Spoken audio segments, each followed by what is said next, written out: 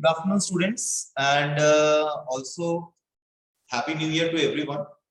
My name is Rajesh Guria, and I am an assistant professor of Department of Mechanical Engineering of Silli Polytechnic. And today I am going to teach you the basic concepts of total quality management from metrology and quality control subject. Okay, so in the previous chapter, which we have read the quality of the product, we have elaborated or we have discussed the quality of the product. But in this chapter, which is total quality management, we have only learned the concepts and the basics of the total quality management. What is the meaning of the total quality management? Today we will discuss, right? Total quality management.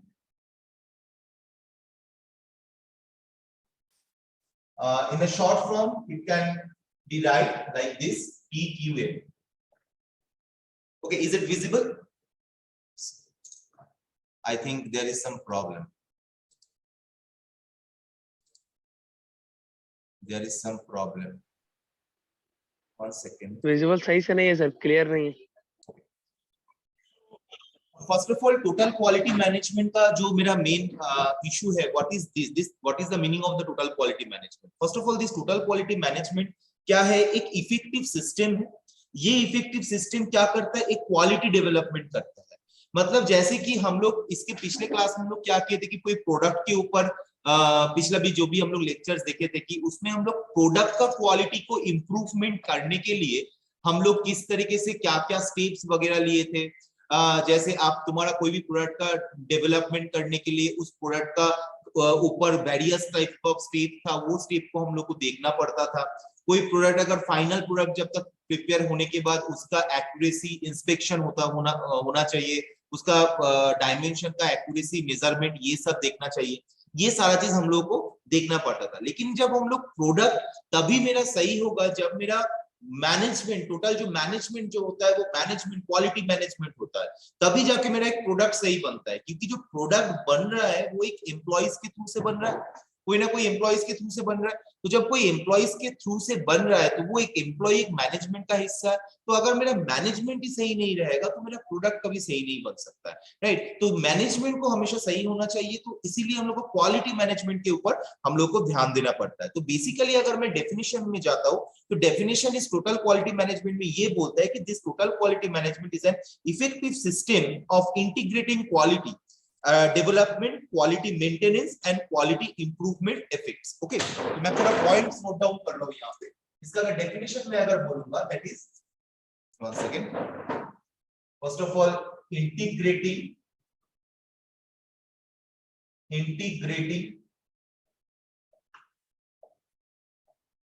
Quality, right.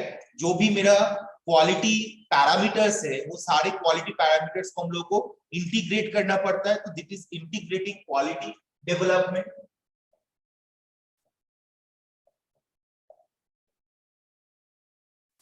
Second one, first one is integrating quality development. Second one is quality maintenance. Quality maintenance. And third one is quality improvement efforts. Quality improvement efforts.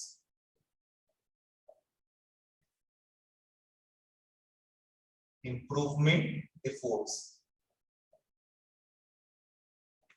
तो these are the 3 points. इस 3 point के ऊपर depend करके ये total quality management हम लोग करते हैं.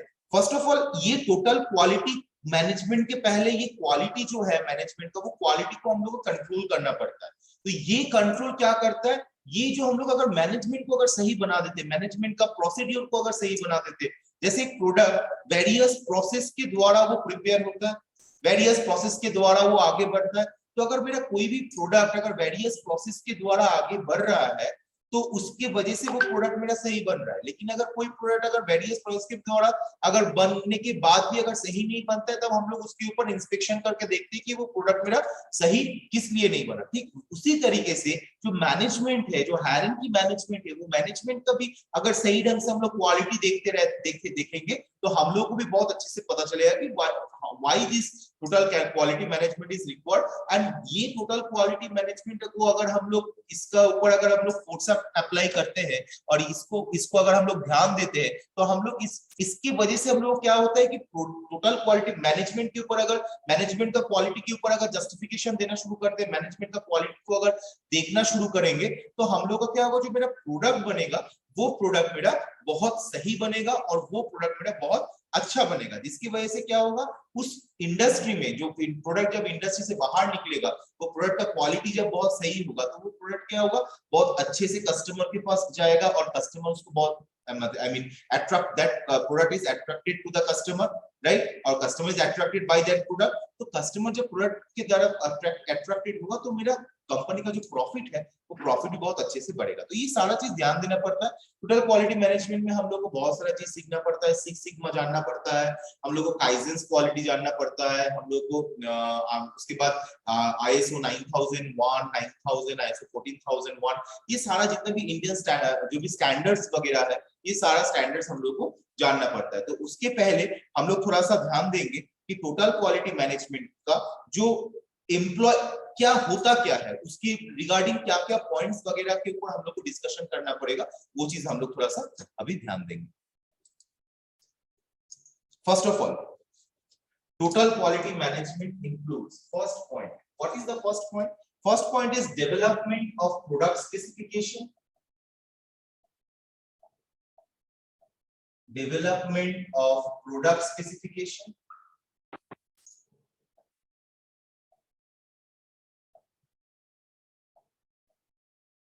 product specification based on needs of users, based on needs of users, needs of users, and economical consideration, and economical consideration, economical considerations.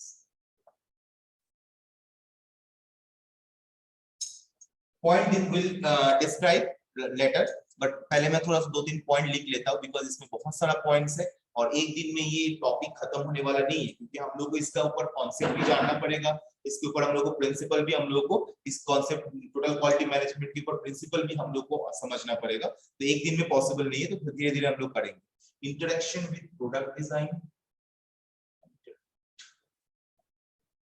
product design,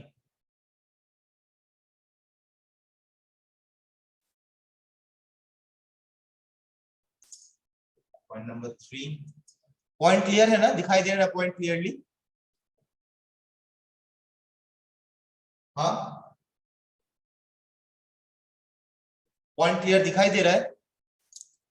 ji sir. Okay, ये first class है ना, इतना दिन हम लोग ऑनलाइन ऑफलाइन क्लास किए, अभी फिर से ऑनलाइन क्लास शुरू किए, तो थोड़ा सा फिर नया क्लासरूम भी सेटअप हुआ है, तो ऑनलाइन क्लासरूम के लिए तो थोड़ा सा दिक्कत हो रहा है, मुझे भी दिक्कत हो रहा है बिकॉज इतना दिन में ऑफलाइन क्लास लेने के बाद अभी ऑनलाइन क्लास में आया हूँ, तो थोड़ा सा मुझे भी एक होता है ना जब फर्स्ट काम जो करने जाते तो हेजिटेट फील होता है, तो मैं भी थोड़ा हेजिटेट फील कर रहा हूँ, नया क्लासरूम है, नया जगह है, नया एम्बियंस है, तो इसीलिए थोड़ा इशू मुझे भी हो रहा है। Okay, so now we will discuss the first point. What is the first point? Development of product specification based on needs of users and economical consideration. तो हम अभी थोड़ा सा डिस्कशन करेंगे किस तरीके का कि development of product specification, right? Product का स्पेसिफिकेशन कैसा होना चाहिए?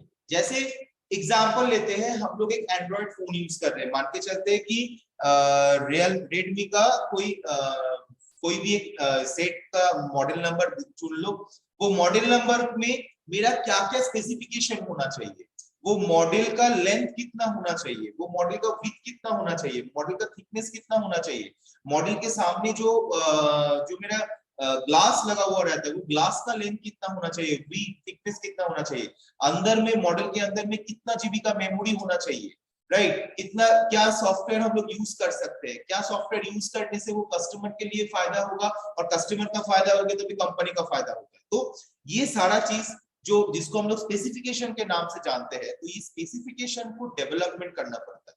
अभी डेवलपमेंट कैसे होता है, तो फर्स्ट ऑफ ऑल मैं क्लास पिछला चैप्टर का भी क्लास में हम बताए थे कि एक सर्वे किया जाता है। कोई भी प्रोडक्ट जब लॉन्च होता है तो वो प्रोडक्ट लॉन्च होने के बाद एक सर्वे किया जाता है। वो सर्वे करने में सर्वे करने के बाद क्या होता है कि वो सर्वे करने के बाद कंपनी का जो मेन सुपरवाइजर हो या जो प्रोडक्ट डेवलपमेंट टीम हो, ये सब लोगों को पता चलता है according what is the customer need. अगर मेरे पास कस्टमर का अगर नीड ही नहीं है, कस्टमर का नीड अगर दूसरा कुछ है और मैं अगर प्रोडक्ट दूसरा कुछ बना रहा हूँ, जैसे एग्जांपल लेते हैं कि ये कैमलिन का मार्कर है, कैमलिन कंपनी का मार्कर है, तो ये कैमलिन कंपनी का मार्कर में कितना है, कैमलिन कंपनी का मार्कर का एक लेंथ है, इसका एक स्पेसिफिक डायमीटर है, उसके बाद इसको होल्ड करने के लिए बहुत अच्छा एक होल्डिंग ग्रिप टाइप का दिया हुआ है, और इसमें मार्कर का ओपन करने के लिए, मार्कर का इंक अगर खत्म हो जाएगा तो ओपन करने के लिए इंक भी दिया गया है।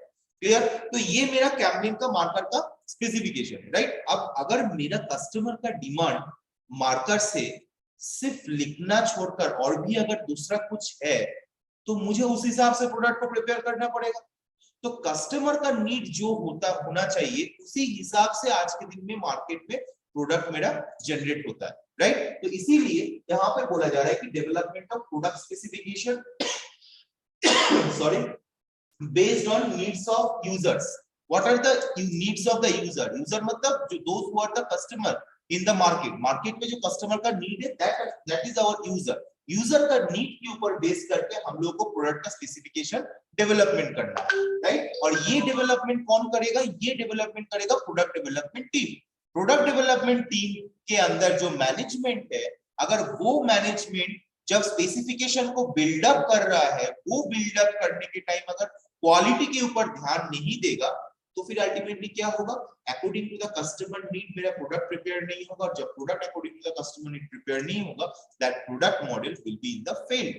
उसको सक्सेस नहीं मिलेगा। जब सक्सेस ही नहीं मिलेगा तो वो प्रोडक्ट ज्यादा दिन तक लॉन्च होने के बाद ज्यादा दिन तक रन नहीं करेगा, राइट।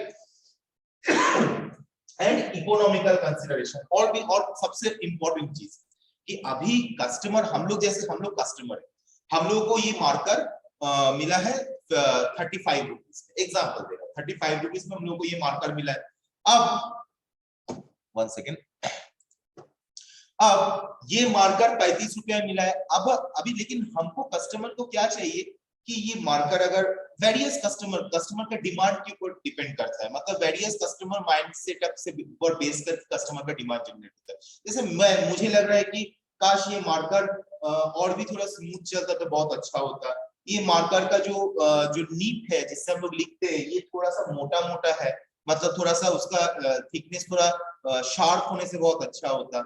लेकिन अगर मैं शार्प करने जाऊंगा, कंपनी को ये पता चला, प्रोडक्ट डेवलपमेंट टीम को पता चला कि भाई ये अगर जो थिकनेस है, नीब का जो थिकनेस है, ये नीब का थिकनेस अगर शार्प होने से कस्टमर के लिए बहुत सुविधा है। ऑब्वियसली हम लोग पेन जो यूज करते हैं लिखने के लिए, वो पेन का जो नीब है, वो नीब बहुत ही पतला एंड बहुत ही शार्प होता है, तो उससे हम लोग का जो राइटिंग जो होता है, वो राइटिंग बहुत ही स्मूथ राइटिंग होता है और बहुत ही अच्छा राइटिंग होता है, राइट। और हम लोग कंफर्टेबली फील करते हैं कि सेटिस्फेक्शन भी लगता है कि वो लिखने के बाद। लेकिन मार्कर से लिखने के बाद क्या लग रहा है कि थोड़ा सा मोटा मोटा टाइप का लिखना हो रहा है, तो कस्टमर को क्या चाहिए? थोड़ा पतला वाला नीब।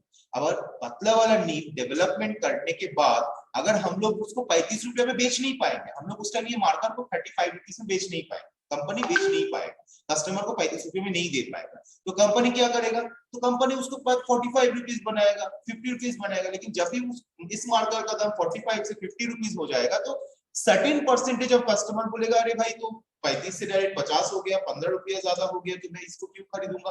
वो क्या करेगा? दूसरा कस्टमर दूसरा कंपनी के पास चल जाएगा, कैमलिन छोड़ के दूसरा कंपनी का मार्कर खरीदना शुरू करेगा। लेकिन बात ये है कि when you need some requirement, you have some requirement, or what according to your need, if company have to develop that product according to the customer need, company have to also face the economical consideration. What is the economical consideration? मैं अगर same price में अगर वो product develop कर सकता हूँ 35 रुपया में, अगर मैं शार्प नीब वाला मार्कर अगर बना सकता हूँ, तो that will be profitable for us. लेकिन अगर मैं वही सेम 35 रुपया में अगर मैं शार्प नीब नहीं दे पा रहा हूँ और शार्प नीब बना के मुझे अगर 50 रुपया में बेचना पड़ रहा है, और लेकिन मेरा customer certain amount of customer मेरा कैमलिन छोड़कर दूसरा कंपनी का मार्कर खरीदने जा रहा है, तो उसमें मेरा घाटा है। तो मैं उसको क्यों करूंगा? जहां पे मेरा फीडबैक कस्टमर का नीड जहां पे मैक्सिमाइज है, अगर मेरा 100% कस्टमर में 80% कस्टमर का नीड है कि ये शार्प निप होने से अच्छा है, तब मैं वो शार्प निप करूंगा और उसको मैं 40 या 45 रुपए में बेचूंगा, ताकि मेरे कस्टमर को भी फायदा हो और कस्टमर मेरा जाएगा नहीं, क्योंकि 80% कस्टमर का डिमांड वही है कि मुझे शार्प निप वाला मार्कर चाहिए। लेकिन अगर मैं देखूंगा कि 20% कस्टमर का डिमांड है मुझे शार्प निप वाला मार्कर चाहिए, तो मैं बेकार का मैं 50 रुपए 45 रुपए में मार्कर पर बनाऊंगा शार्प निप वाला, और मेरा क्या होगा, आधा 80 पर बाकी जो 20% कस्टमर के चक्कर में मेरा 80% कस्टमर चल जाएगा मेरा काम दिन छोड़कर। तो मैं वो ऐसा क्यों बनाऊंगा? तो इसीलिए इकोनॉमिकल कंसिडरेशन समझना वो सॉरी जरूरी है। Okay, so now do you have any doubt in this first point?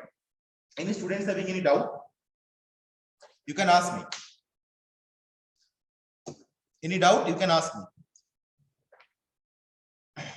Okay, so no doubt. Okay, so now the second point. What is the second point? Second point is interact with product. Yes, yes, yes. Tell me. इसका photo खींच के भेज दीजिएगा ना। मैं notes provide कर दूंगा, मैं सारा नोट्स मैं प्रोवाइड कर दूंगा। Okay, so now interact with product design. So what is the meaning of product? देखो, first of all Prabhakar, you have asked the question. Prabhakar या जो भी स्टूडेंट्स यहाँ पे अभी क्लास में हैं, तो मैं सारे स्टूडेंट्स को एक चीज बोलूंगा, जब ऑफलाइन क्लास चलता था तो ऑफलाइन क्लास में हम लोग क्या करते थे, हम लोग थोड़ा बहुत पहले उसको स्टडी करते थे, उसको समझते थे, एग्जाम्पल लेते थे, नोट्स बनाते थे और क्लास कंप्लीट करते थे, राइट? इस तरीके से हम लोग का ऑफलाइन क्लास होता था। लेकिन यहाँ पे क्या है कि हम नोट्स नहीं बना पाएंगे क्लास ऑन द क्लास। हम लोग क्या करेंगे, हम लोग टॉपिक को पॉइंट वाइज उसको समझते जाएंगे, और उसके बाद क्लास एंड होने के बाद ऑन दैट डे और on the next day I will provide the notes, right? And you have to study the notes, and in the next class if you have any question, if you have any doubt, you can ask the online class. Okay, clear everyone? इस procedure में किसी को doubt, कुछ problem नहीं होना चाहिए। नहीं sir, video भी तो प्रोवाइड कर दिए तो अच्छा रहेगा। Video I will upload this video on the YouTube, and I think you all have subscribed my channel, right? तुम लोगों को सब्सक्राइब, यस सर। मेरे चैनल में सब्सक्राइब अगर जो भी कर दिए हो अभी तक, तो उन लोगों को जब भी मैं वीडियो अपलोड करूंगा तुम लोगों को मिल जाएगा। और जो लोग अभी तक चैनल आप सब्सक्राइब नहीं किए तो वो चैनल को प्लीज सब्सक्राइब कर देना, तुमको वीडियो मिल जाएगा, सारे वीडियोस, ठीक है? Okay, so now the second point, interact with product design. तो what, how we can interact the product design? ये बहुत ही इंटरेस्टिंग एक पार्ट है कि मान के चलते हैं कि कोई प्रोडक्ट का जब डिजाइन हम लोग प्रिपेयर कर रहे हैं, लाइक देखोगे, अब थोड़ा सा मैं कैमरे के सामने ये मार्कर को लेके आता हूँ, देखो ये वाला मार्कर का जो फ्रंट फेज है, ये वाला पोर्शन जो है, दैट ये वाला पोर्शन थोड़ा सा कटिंग है, कटिंग शेप एज है, देखो दिखाई दे रहा है।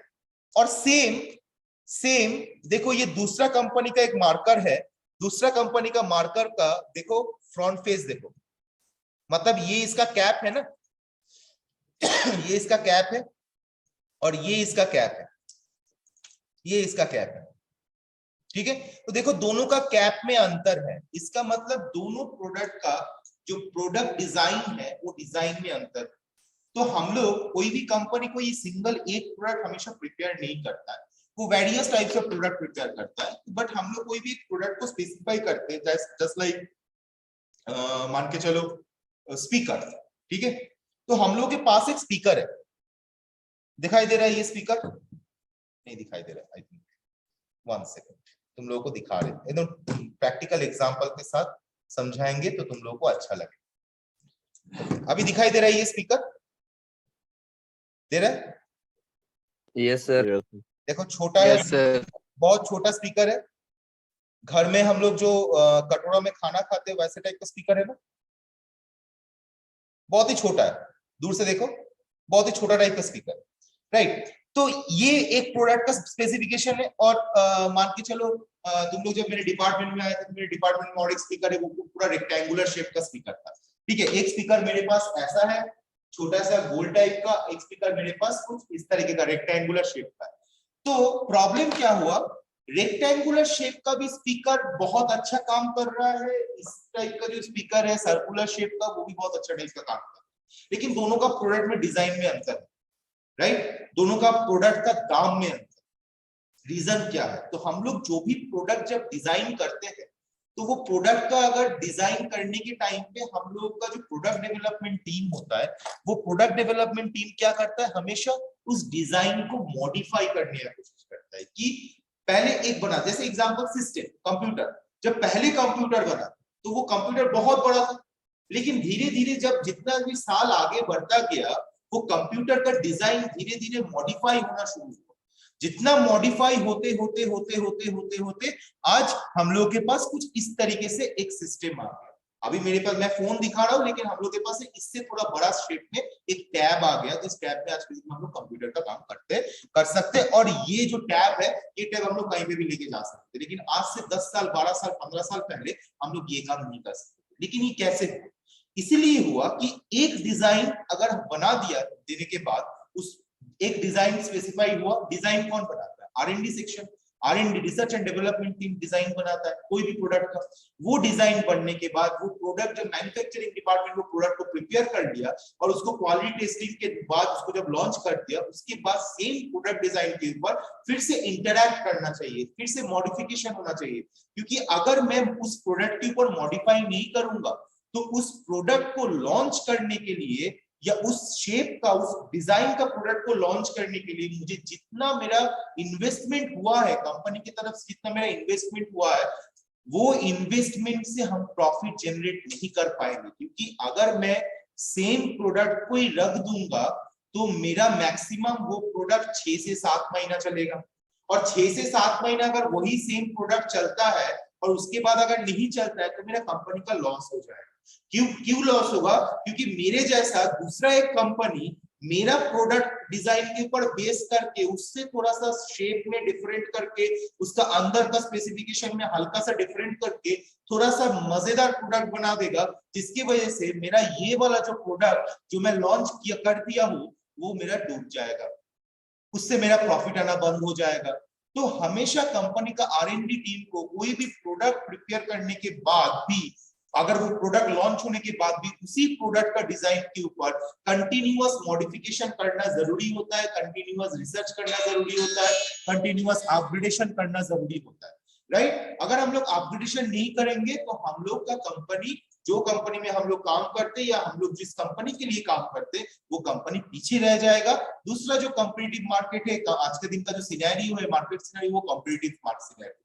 तो दूसरा जो कंपनी मेरे जैसा ही सेम प्रोडक्ट बनाएगा लेकिन थोड़ा सा डिफरेंट करेगा, जो कस्टमर अट्रैक्ट कर लेगा, और मेरा जो कस्टमर बेस मैं इतना साल से बनाया हूं, मेरा कस्टमर बेस को दूसरा कंपनी लेके चल जाएगा। तो इसीलिए तो टोटल क्वालिटी मैनेजमेंट TQM का जो सेकंड पॉइंट है, तो हमेशा every time interact with the product design. Okay, so now the next point, which is reliability and development testing.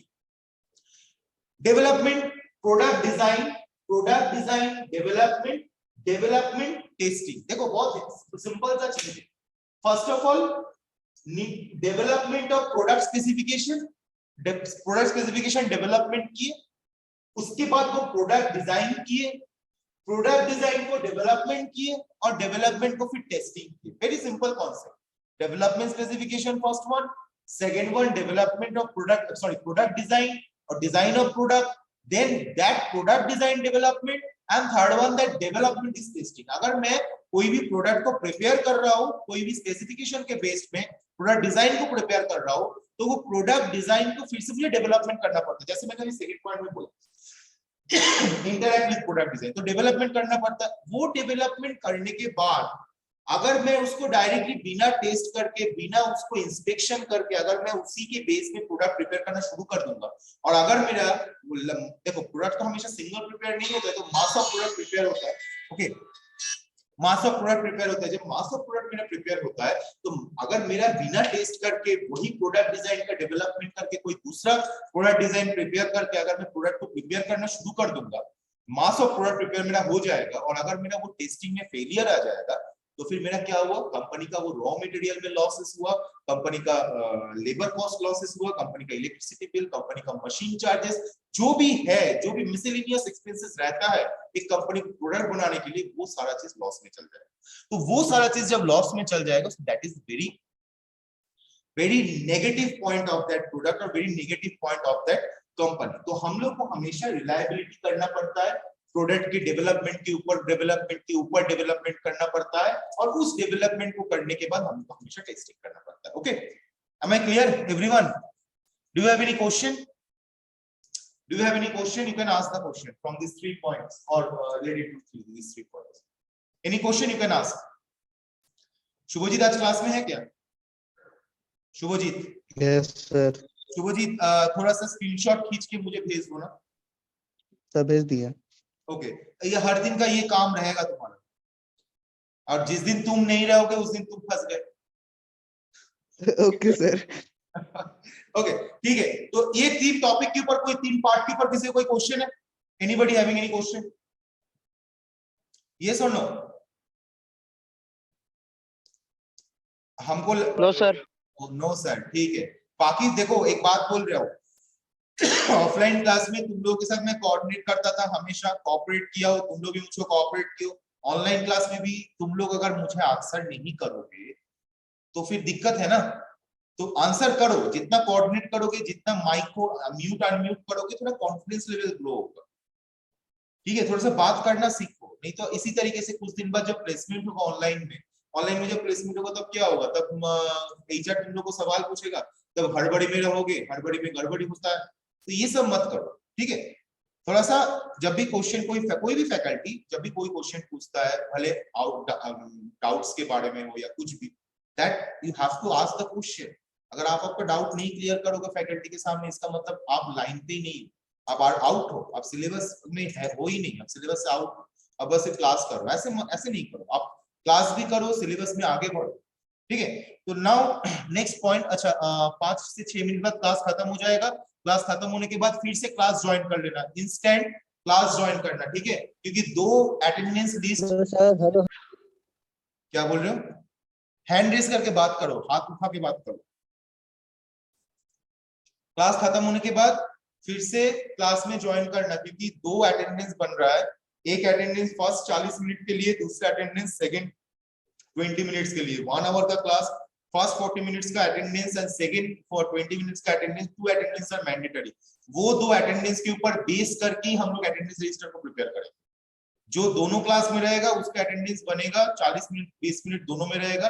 जो सिर्फ 40 मिनट में रहेगा, 20 मिनट में नहीं रहेगा, उसका अटेंडेंस नहीं बनेगा, राइट। सो दोनों क्लास में अटेंड करो कि नहीं तो अटेंडेंस नहीं बनेगा, कंसीडरेबल नहीं होगा। Okay, so now the next point, process capability studies. Okay, हम नेक्स्ट पॉइंट में आ रहे हैं। ये 3 पॉइंट मेरा हो गया। Next point is process capability studies. Process capability studies, process capability studies. And point number 5 जो आज डिस्कस करेंगे, that is quality planning.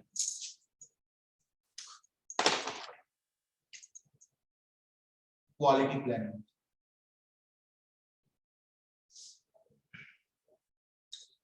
quality planning for control of production process, for control of production process.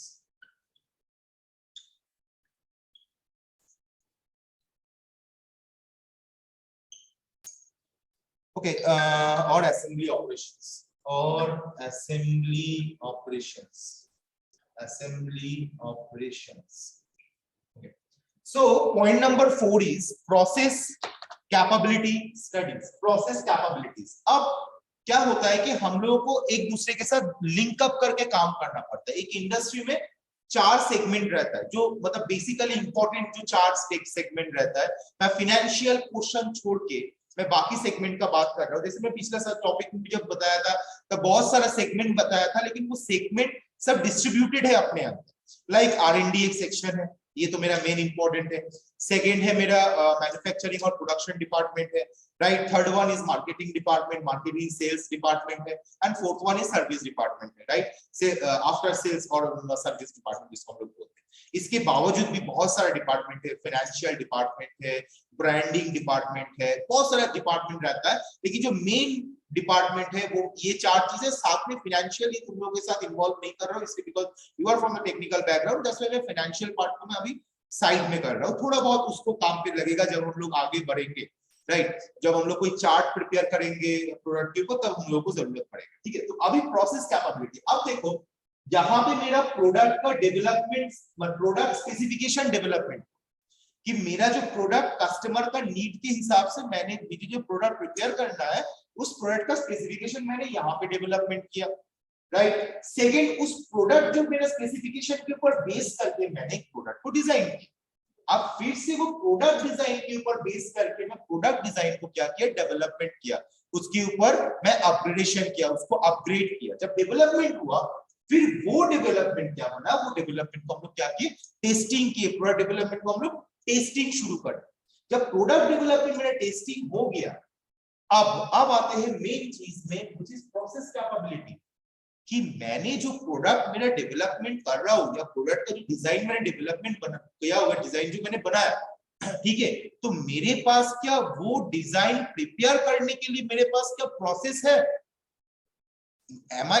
is the process is capable to prepare that the product? मेरे पास example, छोटा सा एक example, मेरे पास एक lathe machine है, मेरे पास एक मिलिंग मशीन है, मेरे पास एक ड्रिल मशीन है, मेरे पास एक ग्राइंडिंग मशीन है, मेरे पास एक पावर हैक्सो है, मेरे पास एक शेपर मशीन है, मेरे पास सब ऑटोमेटेड मशीन है, that is CNC, right. But मैंने जो प्रोडक्ट स्पेसिफिकेशन बनाया हूं या प्रोडक्ट डिजाइन कर रहा हूं, वो प्रोडक्ट डिजाइन क्या मेरे कंपनी में, मेरे इंडस्ट्री में जो भी मेरे पास मशीनरीज है, क्या मैं उस मशीनरी से मैं बना सकता हूं? अगर मैं नहीं बना सकता हूं तो मैं इस प्रोडक्ट डिजाइन को मैं डेवलपमेंट और उस बेसिस में डेवलपमेंट नहीं करूं। मुझे अगर चाहिए दूसरा चीज और मैं वो दूसरा चीज को डेवलपमेंट करने के चक्कर में मैं ऐसे डेवलपमेंट कर दिया जिसके लिए मेरे पास मशीन ही नहीं, तो मेरा क्या कुछ फायदा होगा? क्या लगता है? अगर मेरे पास मशीन नहीं है क्या कुछ फायदा होगा? स्टूडेंट्स क्या लगता है? फायदा नहीं होगा सर, प्रोडक्ट भी वैसा रिक्वायरमेंट बनेगा ही नहीं, यस, तो तो बनेगा ही फिर नहीं। डिमांड भी वैसा, हाँ, प्रॉफिट कंपनी को नहीं होगा। एकदम एकदम सही बात है, तो बनेगा ही नहीं। तो उसके लिए मतलब मैं अगर एक ऐसा प्रोडक्ट स्पेसिफिकेशन मैंने बना दिया, प्रोडक्ट डिजाइन मैंने बना दिया, जिसकी वजह से मुझे क्या करना पड़ रहा है, मुझे एक और एक नया मशीनरीज खरीदना पड़ रहा है, इसमें तो मेरा लॉस।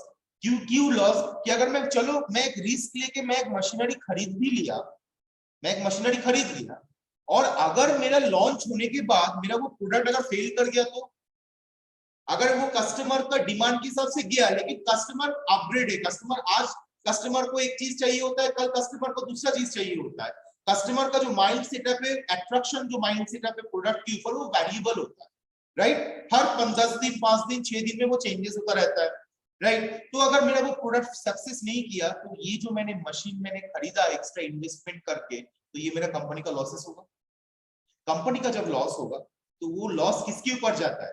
बेसिकली जो एम्प्लॉइज काम करता है उस एम्प्लॉइज के ऊपर जाता है। तो हमको ऐसा काम करना ही नहीं है जिसके वजह से मेरा कंपनी का ब्रांड वैल्यू भी लॉस हो, कंपनी का जो कंपनी जिस कस्टमर के बेस में आगे बढ़ा है वो कस्टमर बेस भी चल जाए, और उस लॉस की वजह से मेरा एम्प्लॉय भी मेरा लॉस में चल जाए। ऐसा ऐसा कुछ काम करना ही नहीं।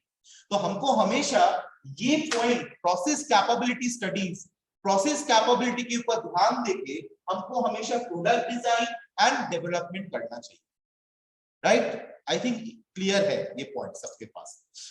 पॉइंट नंबर 5, थोड़ी देर बाद क्लास खत्म हो जाएगा, ठीक है, फिर ज्वाइन कर लेना।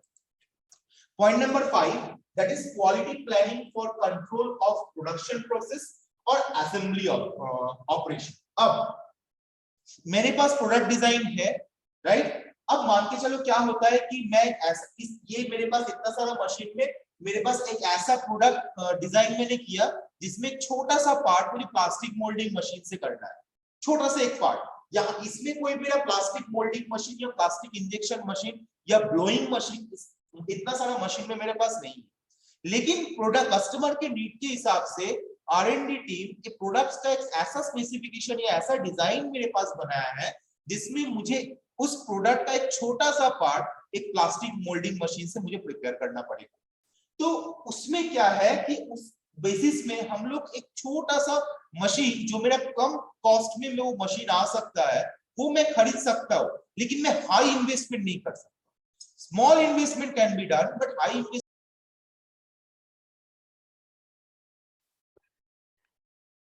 So क्वालिटी प्लानिंग का क्या है कि क्वालिटी प्लानिंग या तो हम लोगों को वैसे करना है कि हम लोगों को स्मॉल इन्वेस्टमेंट करना है, ज्यादा हाई इन्वेस्टमेंट नहीं करना है।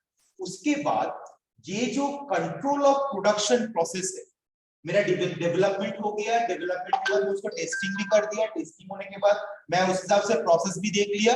अब मुझे उस प्रोसेस को और प्रोडक्शन प्रोसेस को, मुझे थोड़ा प्रोडक्शन प्रोसेस के ऊपर क्वालिटी देखना है कि मैं कितना amount of raw material use करूंगा उस चीज। मैं अगर एक गियर बना रहा हूं, मैं अगर हेलिकल शेप का गियर बना रहा हूं, एक हेलिकल शेप का अगर गियर बना रहा हूं, इस शेप का टीथ का एक हेलिकल शेप का अगर एक गियर बना रहा हूं, तो मुझे कितना अमाउंट ऑफ रॉ मटेरियल मुझे चाहिए, कितना अमाउंट ऑफ रॉ मटेरियल मुझे चाहिए, उसके ऊपर मुझे ध्यान देना है। अगर मैं ज्यादा अमाउंट ऑफ रॉ मटेरियल का प्रोडक्ट को अगर मैं यहाँ पे बैठा दूंगा और मुझे गियर में प्रिपेयर करूंगा, तो मेरा क्या होगा, मेरा maximum amount of product raw material क्या होगा, मेरा खराब होगा। बनेगा प्रोडक्ट बनेगा, लेकिन मैक्सिमम अमाउंट क्या होगा, वो स्क्रैप मटेरियल में बन जाएगा। जब स्क्रैप मटेरियल में मेरा बन जाएगा तब मेरा वो दिक्कत है, क्योंकि अगर ज्यादा स्क्रैप होगा तो मैं स्क्रैप मटेरियल को फिर से रीयूटिलाइज करके अपना वो प्रोडक्ट नहीं बना सकता। तो मुझे रॉ मटेरियल में ध्यान देना है। उसके बाद मुझे ध्यान देना है कि वो प्रोडक्ट को प्रिपेयर करने के लिए, मान के चलते हैं कि मैं एक गियर बना रहा हूं, तो वो ये गियर वाला प्रोडक्ट को मुझे प्रिपेयर करने के लिए मुझे क्या क्या स्टेप अवलंबन करना पड़ेगा, क्या क्या स्टेप मुझे यूज करना पड़ रहा है। तो उसमें मुझे पहले क्या टर्निंग करना पड़ेगा, या पहले क्या शेपिंग करना पड़ेगा, या पहले क्या थ्रेडिंग करना पड़ेगा, या डायरेक्ट उसको मैं मिलिंग मशीन में बैठाऊंगा, कौन सा प्रोसेस के बाद कौन सा प्रोसेस में अप्लाई करूंगा, या कौन सा मशीन के बाद कौन सा मशीन को मैं अप्लाई करूंगा, वो सारा चीज में हम लोग को फोकस करना पड़ता है। That's why it is quality, and that quality planning for control of production process और असेंबली ऑपरेशन। असेंबली ऑपरेशन कहाँ होगा, असेंबली ऑपरेशन हमेशा just like automobile industry. Automobile industry में क्या हो रहा है कि देखो, कोई भी ऑटोमोबाइल इंडस्ट्री सारा चीज एक साथ खुद नहीं बनाता है। कुछ चीज क्या करता है, वो दूसरा कंपनी से लेता है, जो मेरा एंसिलरीज कंपनी से, जैसे कि जमशेदपुर में जो टाटा का जो गाड़ी बनता है, वो टाटा हर चीज उसमें टाटा खुद नहीं देता है। उसका जो भी एंसिलरीज जो पार्ट है, जैसे नट बोल्ट हुआ, उसके बाद मान के चलो जो भी सस्पेंशन सिस्टम हुआ, उसके बाद मान के चलो डिफरेंशियल हुआ, क्लचेस हुआ, तो ये जमशेदपुर आदित्य बिल्ड में बहुत सारे एंसिलरीज कंपनीज है। टाटा उन लोगों के साथ मैचअप करके रखता है। टाटा क्या करता है, वो एंसिलरीज कंपनी से प्रोडक्ट उठाता है और उसको असेंबली ऑपरेशन में, जैसे असेंबली को कोई बड़ा जो ट्रक होता है, वो मोटा-मोटी 31, 32, 35 स्टेप्स में प्रिपेयर होता है। जो छोटा गाड़ी होता है, कार वगैरह होता है, वो मोटा-मोटी 20 या 25 स्टेप से बनता है। जैसे मैं जो कंपनी में काम करता था, एमडब्ल्यू में काम करता, वहां पे कुछ 31 स्टेप्स था।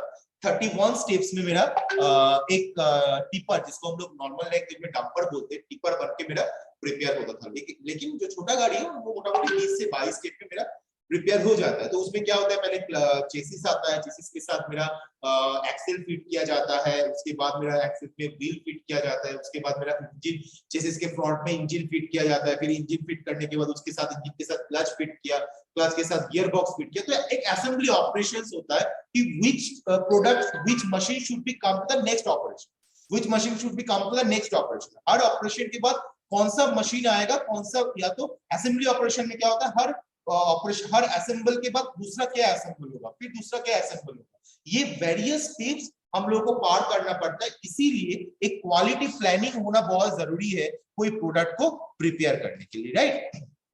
तो now next point is, so these points are clear, quality planning for control of production process or assembly operation, right? Now the last point, today's last point, which is quality control for incoming material. Quality control for incoming material,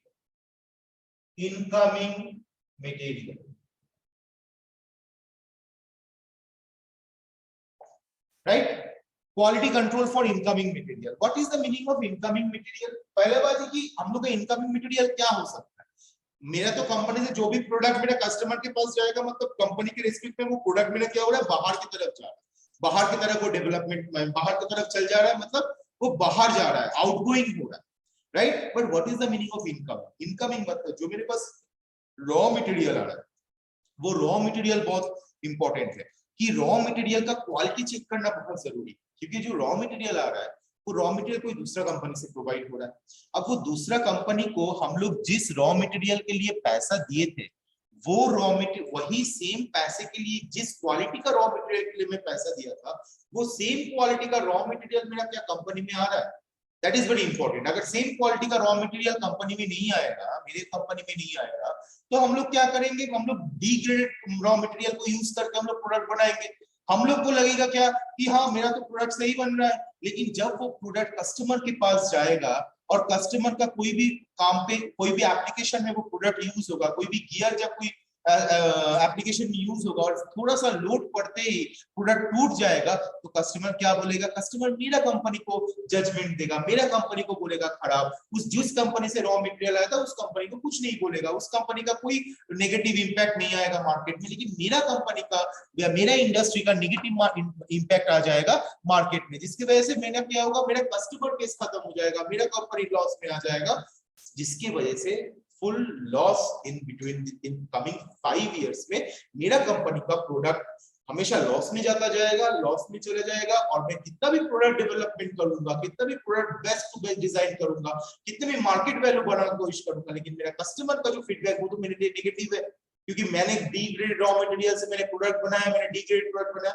इसीलिए हमेशा company में जब कोई भी raw material entry करता है, वो raw material का क्वालिटी ऑफ रॉ मटेरियल हमेशा जजमेंट होता है, क्वालिटी ऑफ रॉ मटेरियल हमेशा जज करना पड़ता है। और वो रॉ मटेरियल को देके पहले हम लोग एक प्रोटोटाइप मॉडल प्रिपेयर करते हैं, प्रोटोटाइप प्रोडक्ट प्रिपेयर करते हैं, और उसके ऊपर various types of load distribution करके देख लेते हैं कि ये रॉ मटेरियल जैसे मैं जिस तरह रॉ मटेरियल के मैंने पैसा दिया था उस कंपनी में, क्या वही सेम क्वालिटी का रॉ मटेरियल मेरे पास आया था? और वेरियस टेस्टिंग मेथड्स के बाद हम लोग वो रॉ मटेरियल को जांच करने के बाद हम लोग डायरेक्ट उसको प्रोडक्शन प्रोसेस में लेके आ रहे हैं, right? So now students, this is the last, ये लास्ट पॉइंट हो गया आज का टोटल क्वालिटी मैनेजमेंट का। So now do you have any doubt regarding this 6 points? Any doubt? Anybody having any doubt, you can ask the question. No sir. बाकी student? Sir एक बार ना repeat कर दीजिएगा तो सर। ओके, बोलो, जो पूछ रहा है पूछो, पूछ के तुरंत अनम्यूट मत करो, पूछो क्या पूछा अभी सर। जो सेकंड पॉइंट है ना वहां से, ये जो सेकंड पॉइंट है ना, हाँ यस सर। यहाँ से क्या करना है सर यहाँ से जो डेफिनेशन है ना, इस सबको थोड़ा अच्छा थोड़ा समझा दीजिए। इतना देर तक तुम क्लास में नहीं थे क्या? नहीं सर, थोड़ा लेट से हम ज्वाइन किए थे। अभी पूरा ये पूरा हिस्ट्री है। Yes sir. अब मैं ये वीडियो शेयर कर दूंगा, मैं ये वीडियो शेयर कर दूंगा।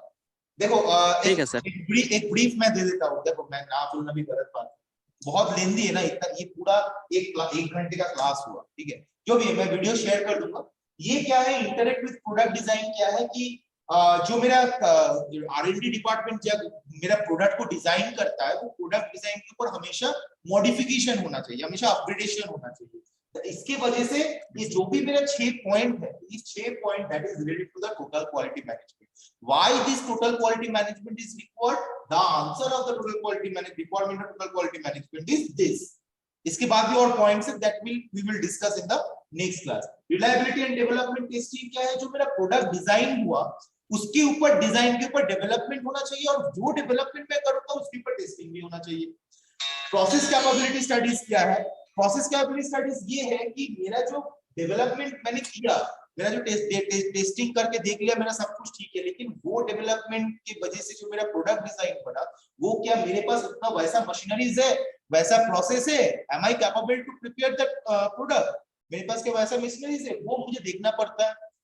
उसके बाद जो भी मेरा प्रोडक्ट डिजाइन प्रिपेयर हुआ, उसको मुझे क्वालिटी, एक सर्टेन क्वालिटी प्लानिंग करके उसका प्रोडक्शन प्रोसेस के ऊपर ध्यान देना पड़ता है, प्रोडक्शन और असेंबली ऑपरेशन के ऊपर ध्यान देना पड़ता है। और इंपॉर्टेंट चीज ये है कि जो मेरा रॉ मटेरियल से हम लोग प्रोडक्ट प्रिपेयर करते हैं, वो रॉ मटेरियल जब कंपनी में एंट्री करता है, इनकमिंग रॉ मटेरियल जब कंपनी में एंट्री करता है, वो रॉ मटेरियल को हम लोगों को अच्छे से जज कर लेना चाहिए, टेस्ट कर लेना चाहिए, ताकि वो रॉ मटेरियल मेरा हमेशा गुड क्वालिटी रॉ मटेरियल हो, ना कि बैड क्वालिटी। अगर गुड क्वालिटी रॉ मटेरियल होगा तो प्रोडक्ट क्वालिटी गुड होगा, और वो कस्टमर के पास जाएगा तो कस्टमर फीडबैक भी गुड होगा। अगर डी ग्रेड रॉ मटेरियल होगा, बैड क्वालिटी रॉ मटेरियल होगा, तो प्रोडक्ट क्वालिटी बैड होगा और कस्टमर फीडबैक मेरा नेगेटिव आ जाएगा। ओके, ठीक है? Yes sir. Okay so Shubhajit तुम स्क्रीनशॉट भेज दिए? हाँ सर। ओके ठीक है so thank you everyone and for attending this class and also I am requesting everyone कि कई बार जब भी बाहर जा रहे हो भाई मास्क पहनो और सैनिटाइजर यूज करो. We hope again we will sort out these problems and we will meet very soon in offline class. But तब तक हम लोग ऑनलाइन क्लास करते जाएंगे और रेगुलर क्लास करो, that is very important. And जो भी डाउट वगैरह होगा वो मुझको पूछ लेना क्लास में और ये वीडियो YouTube में अपलोड हो जाएगा. Okay so thank you everyone for attending class. Thank you.